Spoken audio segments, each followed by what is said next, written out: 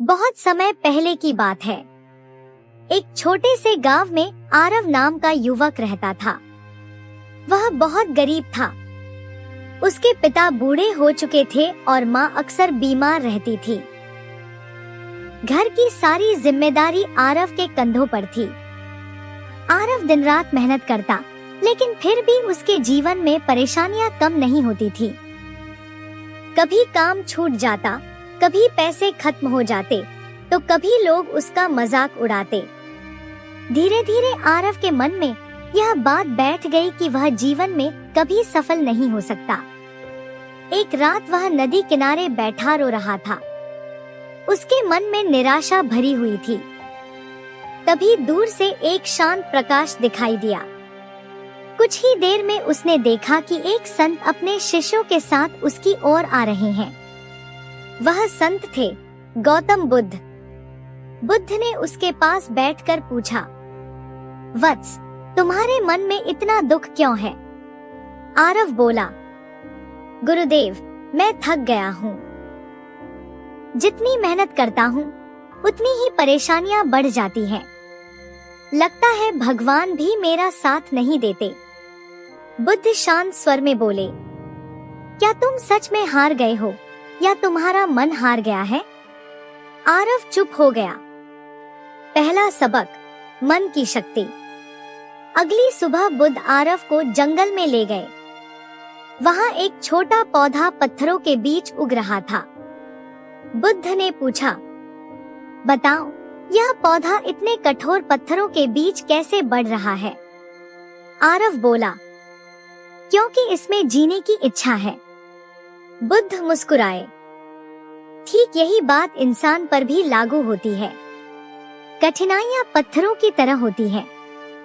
जो व्यक्ति मन से हार मान लेता है, वह वहीं रुक जाता है। लेकिन जिसके अंदर आगे बढ़ने की इच्छा होती है, उसे कोई रोक नहीं सकता। आरव ध्यान से उनकी बातें सुनने लगा। दूसरा सबक, धैर्य का फल। कुछ दिनों बाद बुद्ध उसे एक खेत में ले गए। किसान बीज बो रहा था। आरव बोला, यह बीज अभी तो मिट्टी में दब जाएगा। बुद्ध बोले, हाँ, लेकिन समय आने पर यही बीज वृक्ष बनेगा। जीवन में हर मेहनत का फल तुरंत नहीं मिलता। फिर उन्होंने कहा, लोग चाहते हैं कि उन्हें सफलता तुरंत मिल जाए, लेकिन प्रकृति भी हर चीज को समय देती है। आरव को पहली बार समझ आया कि शायद वह बहुत जल्दी हार मान लेता था। तीसरा सबक, डर सबसे बड़ा दुश्मन। एक दिन बुद्ध उसे नदी पार कराने ले गए। नदी का बहाव तेज था। आरव डर गया और बोला, मैं डूब जाऊंगा।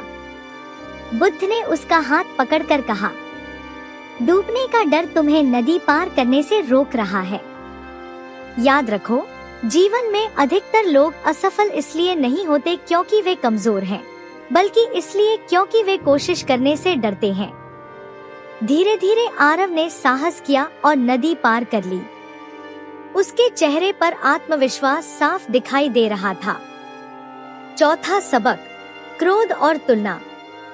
गांव में कुछ लोग आरव का मजाक उड़ाते थे। एक दिन वह गुस्से में बुद्ध के पास पहुंचा। बुद्ध ने उसे एक कटोरे में साफ पानी भरकर दिया और उसमें मिट्टी डाल दी। पानी गंदा हो गया।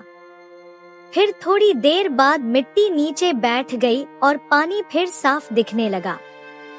बुद्ध बोले, क्रोध भी ऐसा ही होता है। जब मन अशांत होता है, तब इंसान सही और गलत में फर्क नहीं कर पाता, लेकिन धैर्य रखने पर सब साफ दिखाई देने लगता है। फिर उन्होंने कहा, दूसरों से तुलना मत करो। हर इंसान का रास्ता अलग होता है। पांचवा सबक, असली सफलता। कई महीने बीत गए। आरव अब पहले जैसा कमजोर और निराश युवक नहीं रहा था। वह मेहनत करता, सीखता और हर कठिनाई का सामना शांत मन से करता। धीरे धीरे उसकी आर्थिक स्थिति भी सुधरने लगी।